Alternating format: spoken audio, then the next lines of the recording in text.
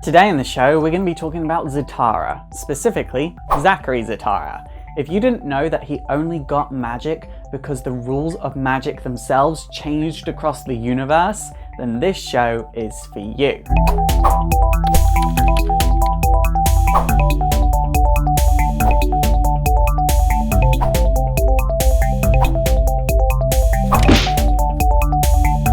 So an event called Days of Vengeance would come about, which basically changed magic across the entire DC universe. And because of this, Zachary manifested powers that were very, very similar to his uncle and his cousin, Giovanni and Zatanna. We're not really sure when, but at some point he became friends with Kid Devil. And one day Kid Devil came up to him and was like, look, this person gave me this candle. I don't know what it is, but I think it's of magic origin. And Zachary takes one look at it and is like, that is a demon stick. If you like that, you're going to be taken to whichever demon created it. And Kid Devil's like, oh, that sounds bad, but you can teleport us away if things are bad, right? And Zachary's like, yeah, sure I can. Because Zachary had magic, but his magic couldn't affect other people. But he didn't like anyone to know that because he didn't like to come across as weak because he was a bit of a boaster. So Kid Devil lights the candle and the two of them are taken to the realm of Neron himself. And Neron basically says to Kid Devil, look, I can give you powers, but you've got to make a deal with me. If you are still able to trust Blue Devil on your 20th birthday, I won't get your soul and you get to keep your powers.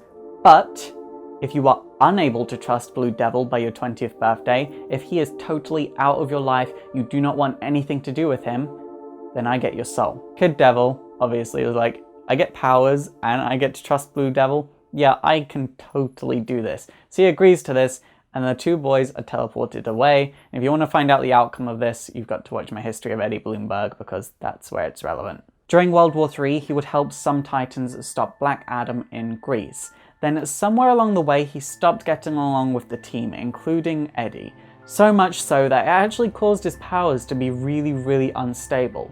So he left the team. Later on, he was performing as a magician in Japan with his assistant named Bunny. And the Teen Titans would come up to him and they would basically be like, look, we're looking for Raven, have you seen her? And it actually turned out that Raven had actually seen Zachary very, very recently, asking him all kinds of questions about herself, and then she left. And he pointed them in the right direction, but basically said, I'm not exactly sure where she went, but I want you out of here because I don't like you guys anymore. So the Teen Titans left. After this, he began getting involved with the Justice League. He actually helped hold the citizens of New Krypton back and re-empowered Superman, but he was a really obscure character, like more obscure than he had previously been. He would later on be captured by the Terror Titans, be forced to fight in the Darkseid Club, and then saved by the Teen Titans, and after this he would return to Metropolis to be with Bunny, and then nothing majorly important after that at all.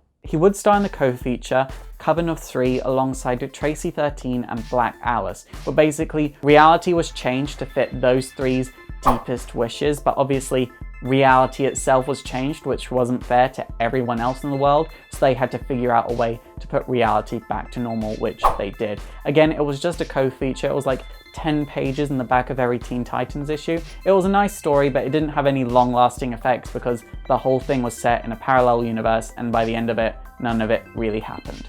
Then in the New 52, he didn't appear at all, and he hasn't appeared since the end of the New 52, so that's that. Zachary is a very interesting character to me because he always seems to be written really, really well. And when he does appear, people do like him. But then he never turns back up again and then people forget about him, so he's never used. And that's why he hasn't been used for the entirety of the New 52. It's super effective! Okay guys, that is it for today. So what do you think of Zachary Zatara? Please let me know in the comments down below. And also don't forget to thumbs up and subscribe if you want to see more history videos. And also don't forget to like me on Facebook, follow me on Twitter, support the show by checking out my Patreon if you want to see bigger and better and more history videos. And also don't forget to subscribe to my vlogging channel, my gaming channel, and follow me on Twitch. My name is Faust, this has been Exploring Comics, and it is super effective.